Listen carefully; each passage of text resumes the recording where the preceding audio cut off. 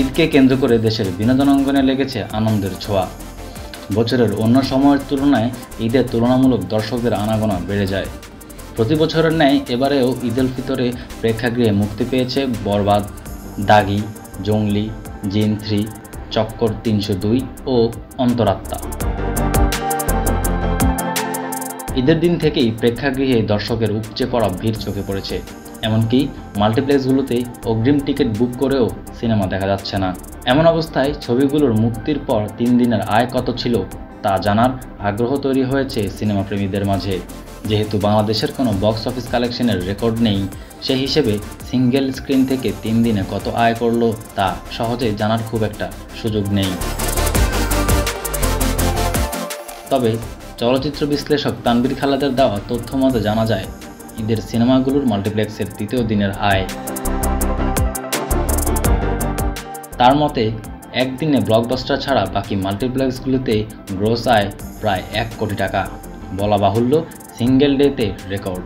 সামনে স্টারের 2টি নতুন শাখা চালু হলে এবং রাজশাহী শাখা মেরামত করা হলে সিঙ্গেল ডেতে মাল্টিপ্লেক্সের গ্রস পটেনশিয়ালিটি হবে 1 কোটি 20 লাখের মতো। এদিকে আয়ের তালিকায় প্রথমে রয়েছে মেগাস্টার শাকিব খানের বরবাদ।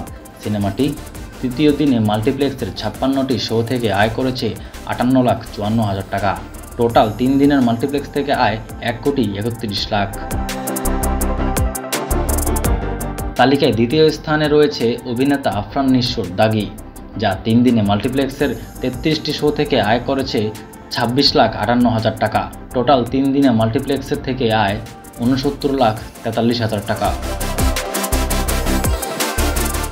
সিয়াম আহমেদ, শাবনম বুবলি ও দিঘি অভিনীত জঙ্গলি সিনেমাটি 3য় দিনে মাল্টিপ্লেক্সের 9টি শো থেকে আয় করেছে 7,99,000 টাকা। টোটাল মাল্টিপ্লেক্সের 3 দিনের আয় 22,17,000 টাকা। এদিকে মোশাররফ করিম অভিনীত চক্কর 302 সিনেমাটি 3য় দিনে মাল্টিপ্লেক্সের 60টি শো থেকে আয় করেছে 5,05,000 টাকা। টোটাল মাল্টিপ্লেক্সের 3 দিনের আয় 17,50,000 টাকা।